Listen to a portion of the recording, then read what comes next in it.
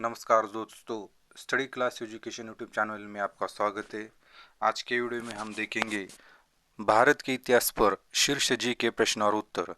भारत का इतिहास भारतीय महाद्वीप में प्रागैतिहासिक बस्ती और सभ्यताओं से लेकर भारत की विभाजन और भारतीय गणराज्य की स्थापना तक फैला हुआ है।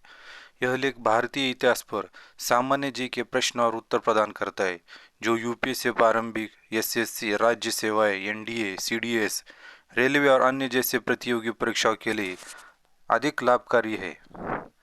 भारत के इतिहास में भारतीय महाद्वीप में प्रागैतिहासिक बस्तियां समाज शामिल है। सिंधु घाटी में सभ्यता से लेकर वैदिक सभ्यता के निर्माण के लिए अतः भारतीय आर्य संस्कृति के सम्मिश्रण तक सभ्यता का विकास, जैन धर्म और बौद्ध धर्म का उदय, भारतीय महाद्वीपों के विभिन्न भौगोलिक क्षेत्रों में तीन शस्त्र शब्दों से वैदिक समय तक शक्तिशाली राजवंशों और साम्राज्यों के उत्तराधिकारी की शुरुआत, जिसमें मध्यकालीन काल के दौरान हिंदू शक्तियों के साथ मुस्लिम प्रभुत्व का विकास, यूरोपीय व्यापारियों और निजी व्यापारियों का आगमन, जिसके परिणाम स्वरूप ब्रिटिश भारत की स्थापना हुई, और इसके बाद स्वतंत्रता आंदोलन, जिसके कारण भारत का विभाजन शुरू और भारत गणराज्य का निर्माण हुआ।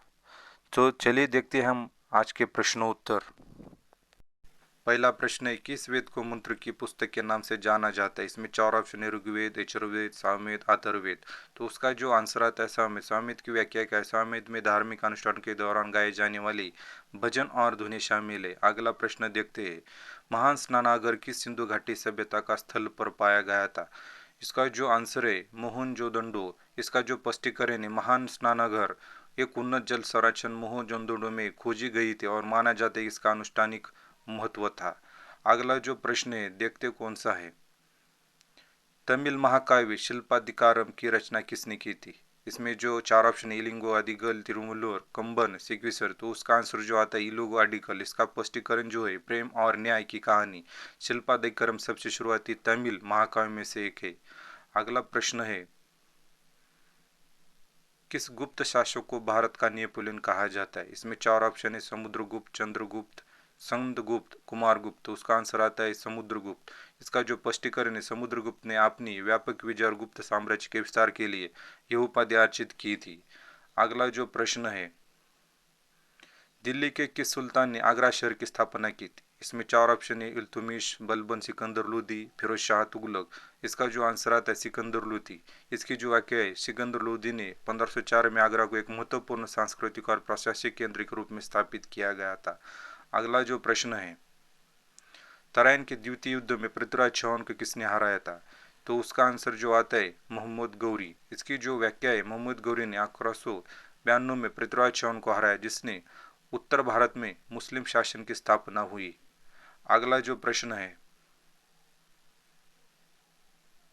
आईने अकबरी के लेखक कौन थे? इसमें चार ऑप्शन है, अबुल फजल, बीरबल, टोडरमल, तानसेन। तो उसका आंसर आता है अबुल फजल। व्याख्या, अकबर के दरबारी इतिहासकार अबुल फजल ने आईने अकबरी लिखी, जो अकबर के प्रशासन के बारे में विस्तृत जानकारी प्रदान करती है।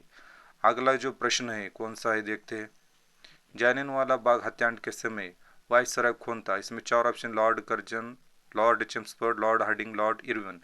तो उसका आंसर है लॉर्ड चेम्सफोर्ड। जालियनवाला बाग हत्याकांड 1919 में लॉर्ड चेम्सफोर्ड के भारत के वायसराय के कार्यकाल के दौरान हुआ था। अगला जो प्रश्न है, 1916 में भारतीय हुमरू लीग की स्थापना किसने की थी? इसमें चार ऑप्शन है, एनी बेजेंट, महात्मा गांधी, सुभाष चंद्र बोस, गोपाल कृष्ण गोखले। तो उसका आंसर आता है एनी बेजेंट और तिलक। व्याख्या, हुमरूल की लीग स्थापना भारत के लिए स्वशासन और अधिक स्वायत्ता की मांग के लिए की गई थी। अगला जो प्रश्न है, भारत का संविधान कब अपनाया गया था? इसमें चार ऑप्शन है, 26 जनवरी 1949, 26 नवंबर 1949, 26 नवंबर 1950, 15 अगस्त 1947 में। तो उसका आंसर आता है 26 नवंबर 1949 में की थी। अगला जो प्रश्न है, स्वतंत्र भारत के गवर्नर जनरल बनाने वाले पहले भारतीय कौन थे? राजेंद्र प्रसाद, राजगोपालचारी, जवाहरलाल नेहरू, वल्लभ भाई पटेल। तो उसका आंसर आता है श्री राजगोपालचारी। इसका जो स्पष्टीकरण, श्री राजगोपालचारी 1948 में लॉर्ड माउंटेन के बाद भारत के गवर्नर जनरल बने थे। अगला जो प्रश्न है, किस समिति ने भारत में पंचायत राज की स्थापना की सिफारिश की थी? बलवंतराय मेहता, सरकारी आयोग, साइमन आयोग, अशोक मेहता। तो उसका आंसर आता है बलवंतराय मेहता समिति। 1957 की समिति ने स्थानीय स्वशासन को सशक्त बनाने के लिए पंचायत राज्य के कार्यान्वयन का सुझाव दिया था। अगला जो प्रश्न है, मध्यकालीन गुजरात के निम्न में से किस शासक ने दीव को पुर्तगालियों को सौंपा था? तो उसका जो आंसर है बहादुर शाह। उसकी जो व्याख्या है, गुजरात के बहादुर शाह ने मुगलों के खिलाफ एक रक्षात्मक गठबंधन तहत 1531 में पुर्तगाल को दीव नियंत्रण दिया था। बाद में इसे निर्णय पर पश्चाते हुए उन्होंने पुर्तगाल प्रभाव को सीमित करने की कोशिश की थी और मौत हो गई, बहादुर शाह डूब गए। अगला जो प्रश्न है, राजा राममोहन राय ने कौन सी पुस्तक लिखी जिसने सामाजिक सुधार आंदोलन में महत्वपूर्ण भूमिका निभाई?